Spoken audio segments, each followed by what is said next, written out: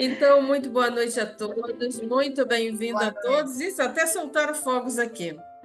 Aqui Para também. mais uma reunião, então, das nossas quartas-feiras. Vamos iniciar, então, com a nossa oração, que a nossa irmã Ana Campos vai nos ajudar. Graças a Deus. Ao iniciar a nossa reunião, Senhor, queremos agradecer por todas as oportunidades que nos são ofertadas, por todas as bênçãos que recebemos todos os dias, através de palavras, através de atitudes que chegam até nós e que nos fazem sentir a Tua presença, a presença dos guias e mentores espirituais. Que a nossa reunião possa transcorrer em paz, que possamos absorver o que de melhor o nosso irmão Alexandre tem a nos oferecer, desfrutar da energia um dos outros e nos unir nessa corrente de amor, de fraternidade, de esclarecimento. Por isso somos sempre gratos, Senhor. Graças a Deus. Graças a Deus, muito obrigada, Ana. E então, hoje, a página é de responsabilidade do nosso amigo Mauro Alexandre. Fique à vontade, Mauro, quando você quiser começar. Vamos lá. É sempre uma alegria estar aqui junto para a gente poder estudar. E essa página foi muito, muito, muito especial. Porque é uma página que vem falar bastante de questões tecnológicas, coisas que eu gosto muito. A gente às vezes não percebe, mas a gente está conversando sobre questões tecnológicas ali. Então, a primeira coisa que eu quero chamar a atenção é que essa página ela foi escrita em 1961, né? Então, em 61, nós estávamos naquela década da chegada do homem à Lua, né? A gente estava observando os avanços da astronáutica, né? Os avanços daqueles estudos tecnológicos. E Emmanuel traz para a gente uma visão bem daquele momento, né? E a gente já tinha descoberto algumas coisas interessantes naquela década. Então, primeiro, a gente já tinha descoberto a velocidade da luz, né? Que ele arredonda ali para 300 mil quilômetros por segundo, mas que, na verdade, é 299,998,99 quilômetros por segundo. Ele já tinha descrito todo o nosso sistema solar, com os planetas que estavam ali em torno do Sol. A gente já tinha entendido como é que funcionava esse mecanismo do sistema solar. Já tínhamos entendido também que havia outras galáxias além... Aliás, que havia outros sistemas solares e outras galáxias além da nossa, que a gente vive hoje, né? Então, o que estava acontecendo? Ele já cita aquele estudo como um universo infinito. Eu acho aquela primeira frase que ele bota assim: para além do mais além, espraia-se o universo infinito em todas as direções.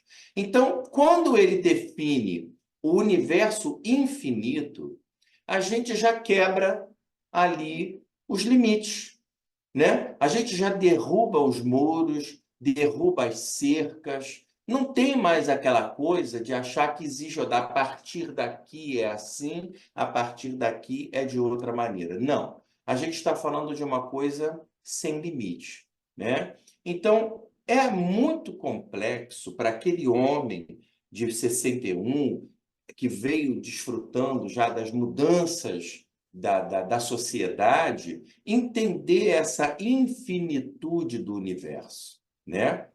E, principalmente, se colocar nessa infinitude, porque nós, enquanto matéria, nós somos seres finitos, né?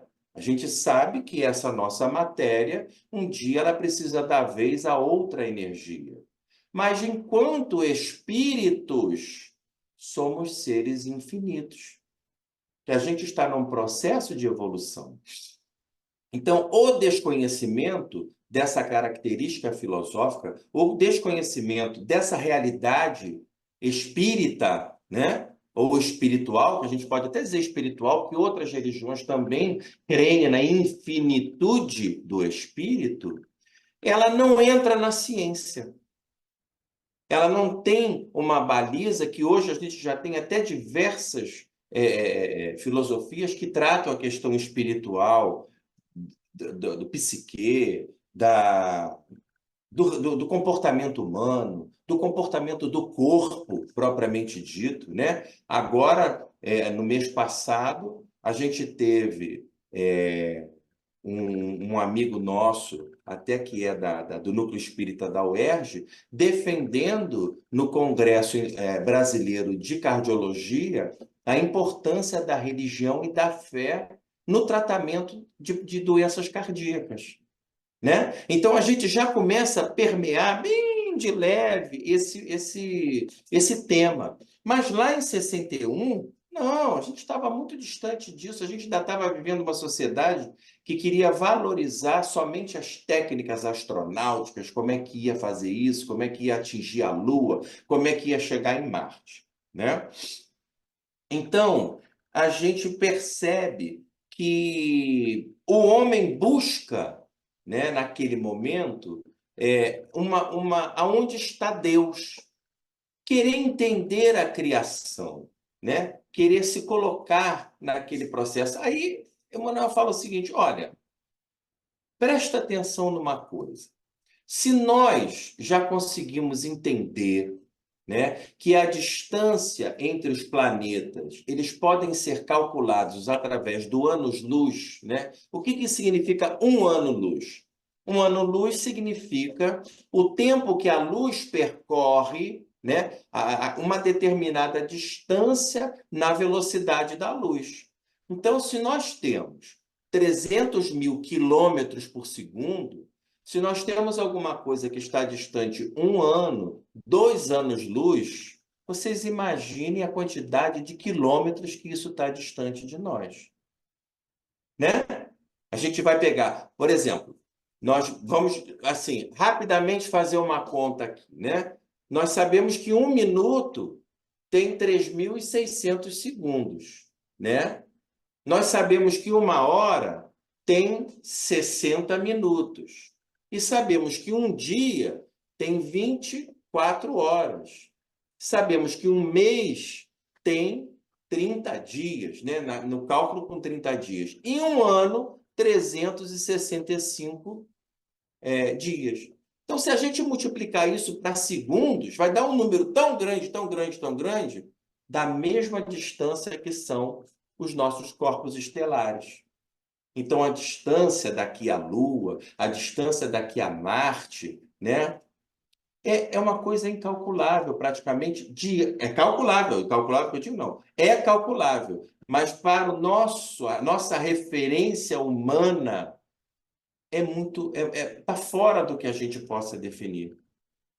Então, se isso que a gente já conhece, ele até faz a seguinte comparação: o planeta Terra é como se fosse uma laranja no meio do oceano, de tão pequenininho que ele é diante disso tudo, né?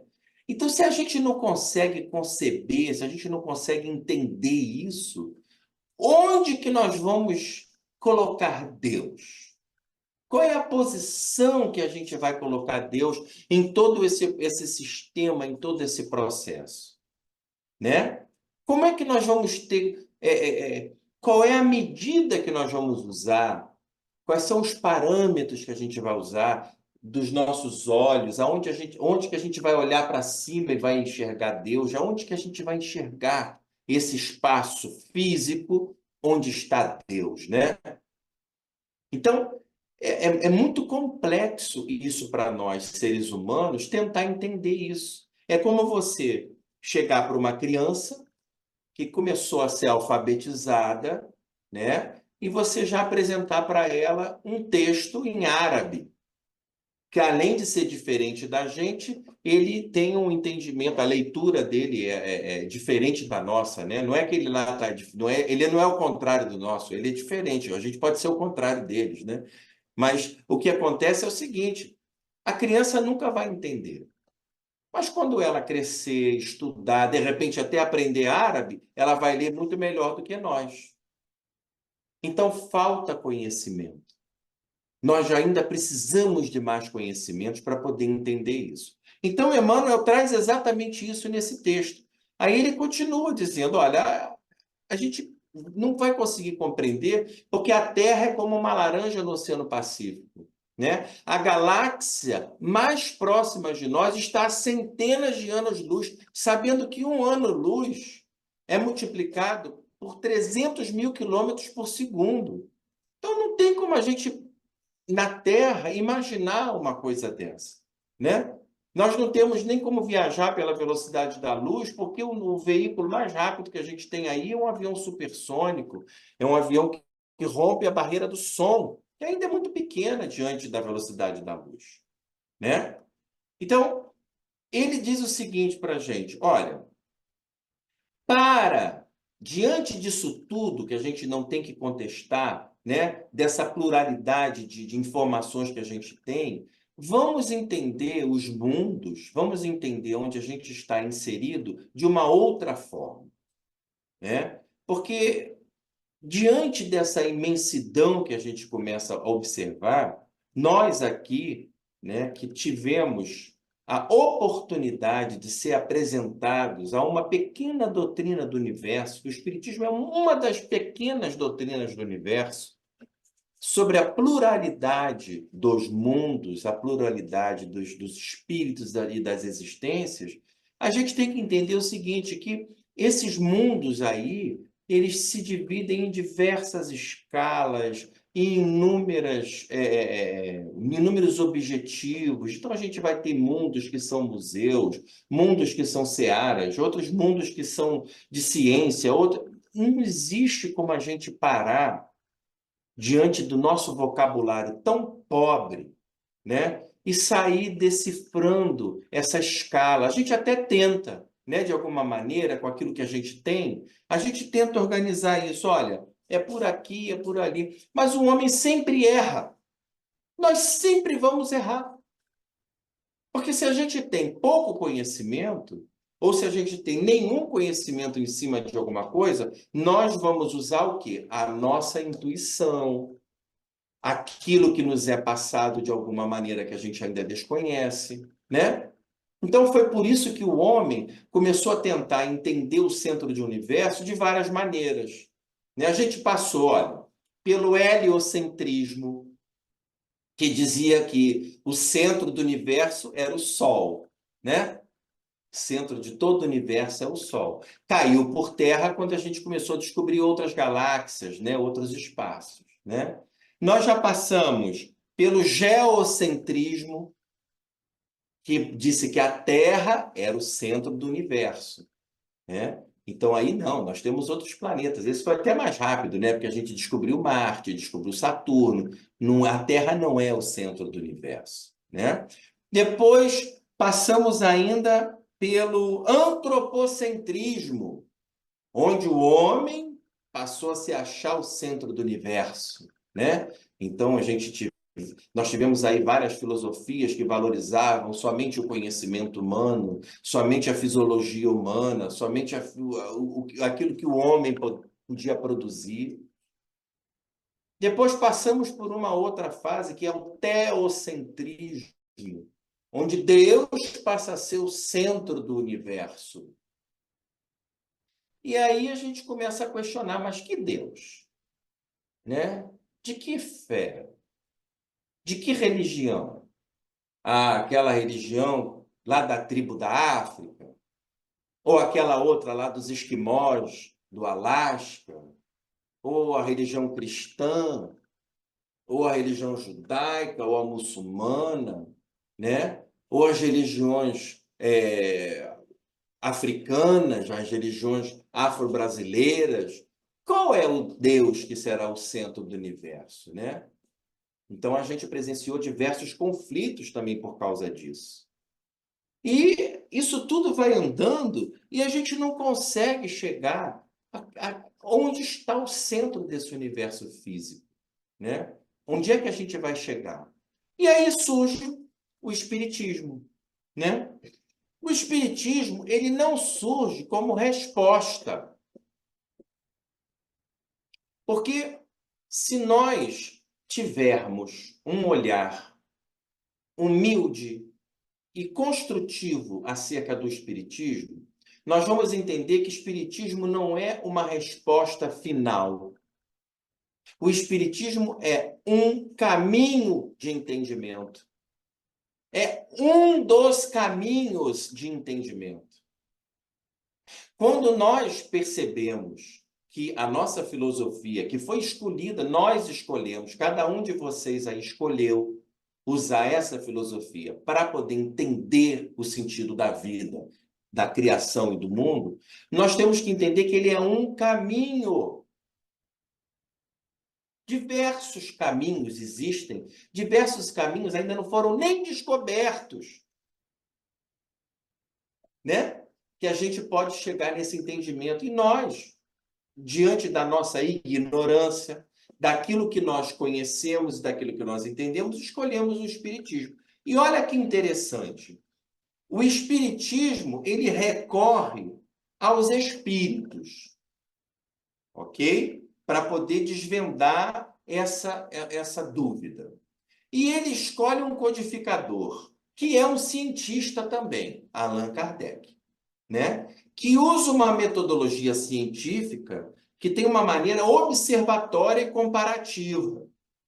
Ele começa a observar, comparar, ver similaridades, aquilo é igual a isso, aquilo parece com isso, e aí ele começa a criar um conhecimento científico, tá? Que se pauta em 3 linhas, que é a ciência, a filosofia e a religião. Ele não foge a isso. Para quê? Para definir uma estratégia para que nós possamos entender o tal do paraíso, que é o lugar onde Deus está, né?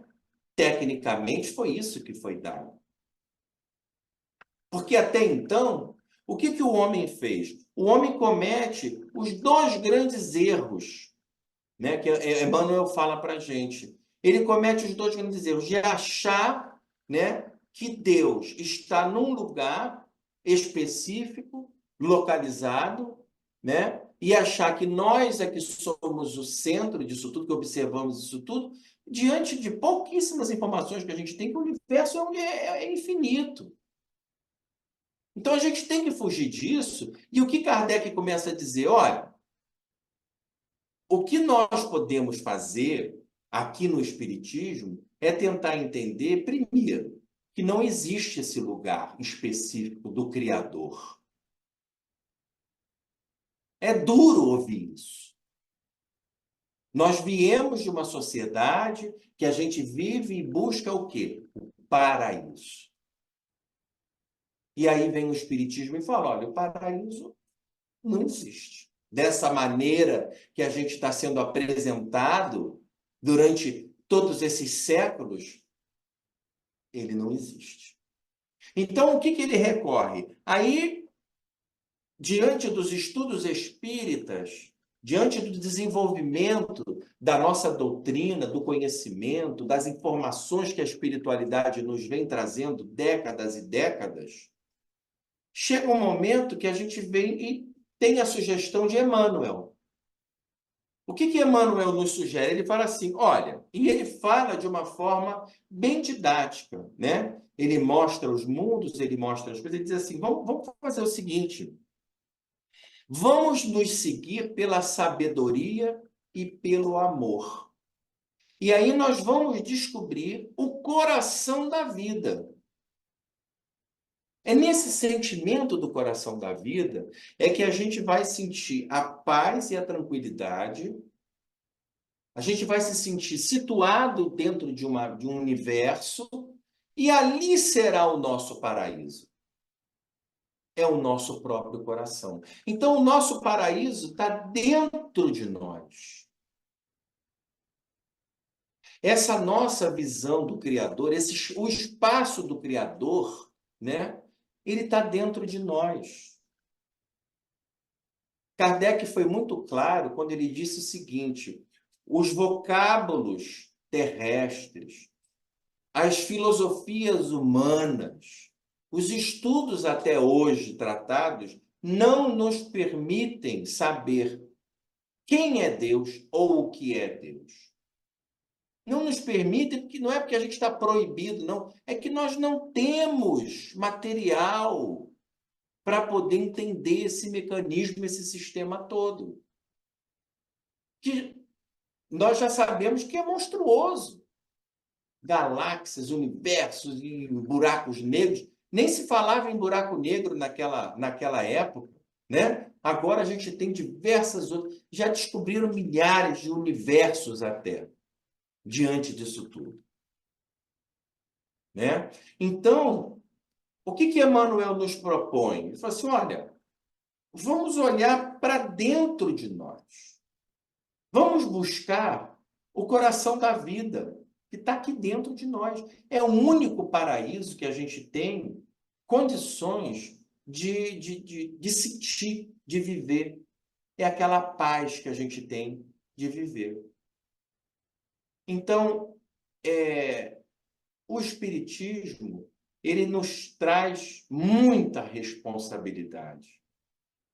Ele não coloca na mão de Deus, do diabo, do espírito negativo, do espírito positivo. Ele não externaliza a nossa busca, a nossa responsabilidade pela busca daquele lugar da paz, aquele lugar do conforto, aquele paraíso que a gente precisa buscar.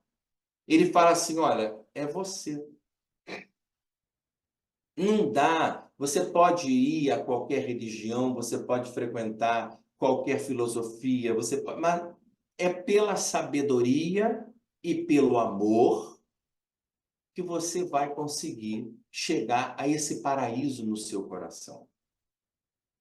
Então, veja que interessante que a gente tem e uma prova de humildade e muita reflexão que a gente tem que ter, porque a doutrina que nós escolhemos, ninguém nos impôs, né? Eu tenho quase que absoluta certeza que cada um de vocês, inclusive eu, está aqui porque a gente tem essa vontade de estar aqui juntos, né? Uma vontade que às vezes se mistura com a necessidade, né? Isso tudo, mas nós escolhemos estar aqui. Então, esse caminho que a gente escolheu nos diz o seguinte, olha, é um caminho, não é a solução mágica, né? Não é a... Eu nem gosto muito de usar esse termo, não é a solução milagrosa. Tanto é que o Espiritismo tenta abolir do seu vocabulário filosófico palavras como milagre, né? Poções mágicas, mágica em si, né? Feitiço. A gente tenta desconstruir isso tudo, sem criticar quem crê nessas coisas, que eu acho que em tudo se crê. Mas a gente escolheu um caminho, não é a solução. É um caminho construtivo. A gente vai ter que construir o nosso paraíso, né? Emmanuel trouxe nesse texto, lá em 61, essa reflexão. Então, em resumo, ele passa o seguinte para nós. Primeiro, a definição clara e objetiva de um universo infinito. O universo está sempre em expansão. O universo está sempre se modificando. A única coisa que é fixa no universo é a verdade que ele está sempre se modificando, que ele é sempre dinâmico. Então, ele trouxe essa certeza para a gente. Depois ele traz uma outra certeza, que nós somos hiper, ultra insignificante diante desse universo material que a gente já conhece. Esse a gente já conhece. Então, nós somos menores ainda diante daquele que a gente não conhece. Esses mundos que a gente conhece, como ele diz, mundo museu, mundo hospital, mundo escola, esses mundos a gente já conhece. Fomos nós, com o nosso vocabulário, que já definimos isso, né? Somos insignificantes. E depois ele propõe o seguinte, olha, vai pela sabedoria e pelo amor que você vai descobrir o seu paraíso interno, o paraíso no seu coração. Então, sabedoria, falamos em quê? Em experiência e em estudo. E o amor é a prática sociabilizada com o nosso próximo. Conosco mesmo também, né? A gente não pode excluir. Então, esse é o caminho proposto. Então, o paraíso é um lugar dentro de nós que é difícil de chegar, né? Não é fácil. E a ideia, diante dessa maravilha que é a realidade universal, que a gente já conhece, é saber que se a gente vive 80 anos, 90 anos numa existência, né? Praticamente o que acontece? A gente ainda é muito pequeno. Então, meus irmãos, vamos agradecer a Deus pela oportunidade de estarmos aqui, né? Juntos. E vamos uma reflexão minha. Emmanuel traz o seguinte: carregamos o paraíso no nosso coração, coração da vida, mas podemos carregar também o inferno nele, né? Vai depender de nós. A gente tem que escolher se quer o paraíso ou se quer o inferno, tá bom? Então vamos fazer a nossa oração de agradecimento. Bom e amado Mestre Jesus, nesse momento só temos a agradecer, Senhor, pela oportunidade de estarmos aqui reunidos em espírito e materialmente para poder compreender um pouco mais sobre os teus ensinamentos. Senhor Jesus, obrigado pela oportunidade da dúvida, aquela oportunidade que nos faz refletir, buscar estudar, buscar conversar, socializar com os nossos irmãos, as nossas próprias verdades, questioná-las. Por isso, Senhor, obrigado pela oportunidade de fazermos isso em família, na família espírita. Agradecemos, Senhor, toda a equipe de conselheiro que está sempre presente nos orientando nos nossos trabalhos, nos nossos estudos, nas nossas tarefas do dia a dia.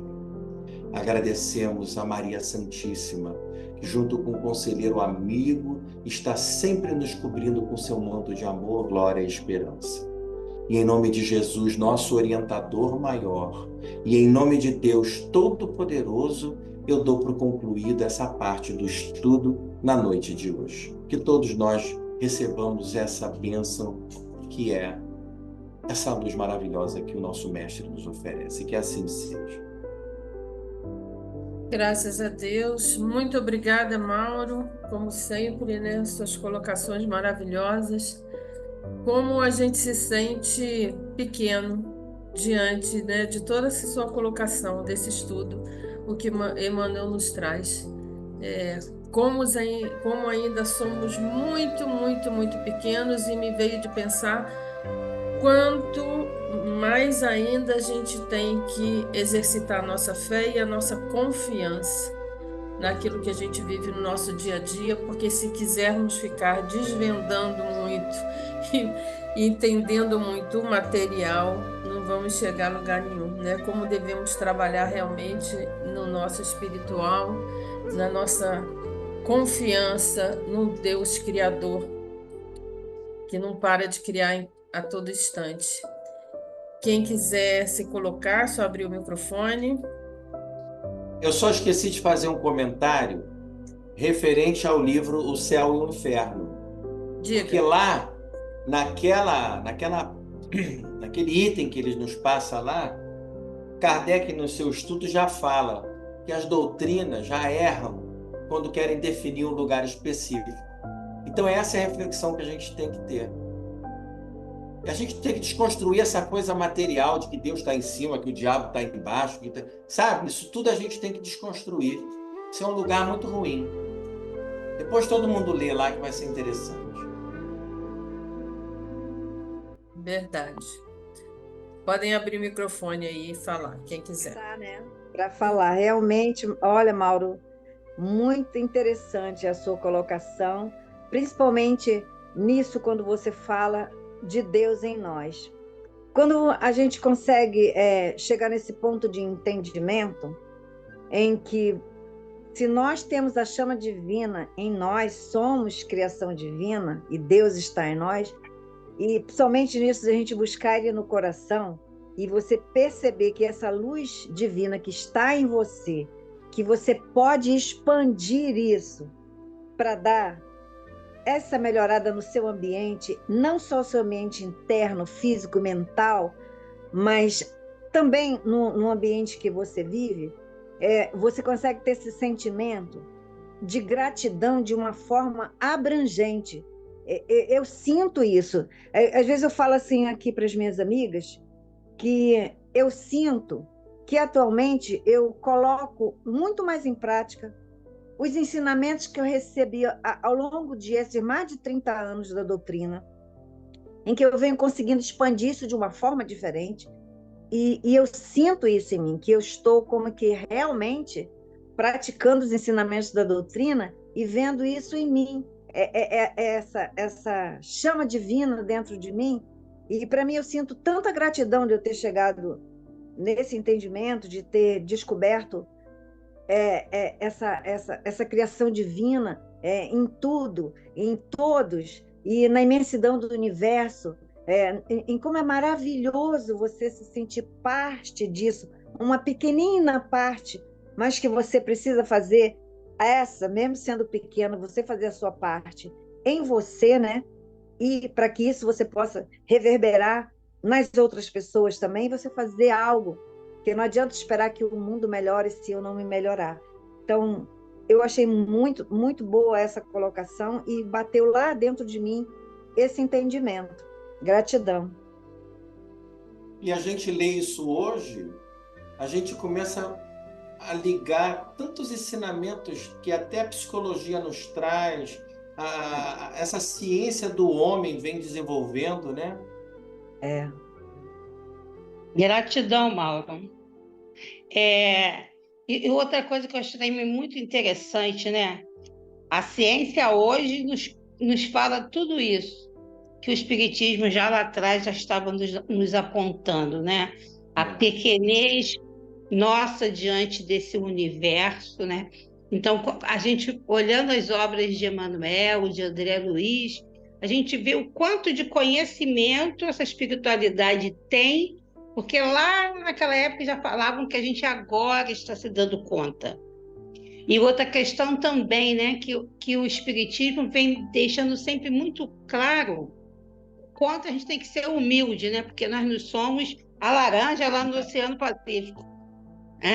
Então a gente que está sempre nessa de prepotência, de eu sei, eu posso, tudo faço, a gente não é nada, não é ninguém, né? Se bobear não é nem uma laranja, acho que é uma bolinha de ping-pong. Uma gratidão, é sempre muito bom ouvi-lo e tê-lo conosco, viu? Regina, eu colocaria nem uma bola de ping-pong, eu colocaria uma semente de mostarda. Também porque Jesus foi mais humilde, né, Serginho? Jesus foi mais humilde, né? A doutrina, ela nos trouxe isso, né? Uma real, como a Ana colocou, uma real compreensão dos ensinamentos de Jesus, porque enquanto eu estava na outra religião, eu não via da forma que eu vejo hoje, que a doutrina me apresentou, né? Me apresentou um Deus misericordioso, bom, né? Me apresentou um Jesus humano, não um ser místico, inalcançável, né? Me mostrou o quanto pequeno eu sou, mas o quanto grande eu poderia me tornar um dia. Então, a doutrina realmente, para mim, é assim, Não tem outra. Eu Graças a acho Deus eu a que a encontrei. gente ainda precisa, né, Serginho? Não existe aquela ideia do toteísmo, a gente precisa ainda de uma coisa, né, para Sim, acreditar, né? exatamente. É um totem, né? Exatamente como É, você falou, um objeto que cada um vai emanar. Mas o que eu acho interessante, Alexandre, quando você fala, né, dessa questão do paraíso, enfim, né, tem lugares que e fechou. Teu microfone. Temos 1 minuto só, hein? Vai, não tá ouvindo. agora, Agora vai. sou, agora sim. Tá, eu estou falando o seguinte, às vezes tem lugares que a gente diz que é um paraíso, né? E a gente sabe que esse paraíso é interno. Como você falou, são escolhas que cada um faz, do céu e do inferno. Mas tem Sim. gente que opta em ter esse inferno interior e quer infernizar exteriormente o outro. Também, ainda tem isso. Tem gente que é um inferno na nossa vida, né? Então, que lugar é esse que as pessoas querem